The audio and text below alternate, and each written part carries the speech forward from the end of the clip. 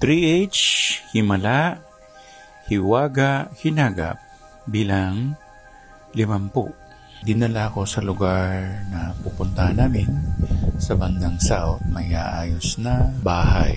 Pero bago nangyari yun ay kumain muna kami. Pero to make the story short, ako pala ay talagang allergic sa tanigi. Nung araw din yun, makati na ang nararamdaman ko. Makati ang kamay, makati ang paa. Hindi ko lang pinapansin. Akala ko nakagat lang ako ng kulisap. Pero sa akto, nakakainin ko ang nasabing tanigi. Mayroong parang katawan sa loob ko na sinasabi sa akin na huwag mong kainin yan.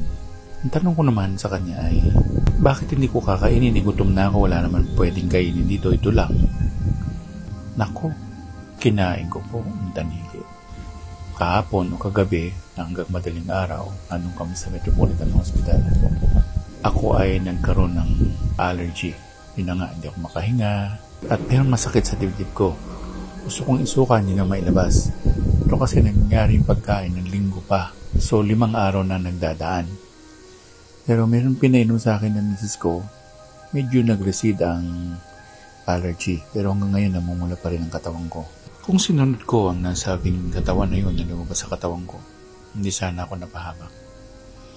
Minsan talaga gumagana yung kakulitan ng utak ko. Leksyon ng buhay yun. So sana, sa susunod ng mga ganitong sitwasyon, makikinig na ako sa boses na yun, sa katawan na nagsasalita na yun. Hindi ko siya sinunod Napahamak tuloy ako.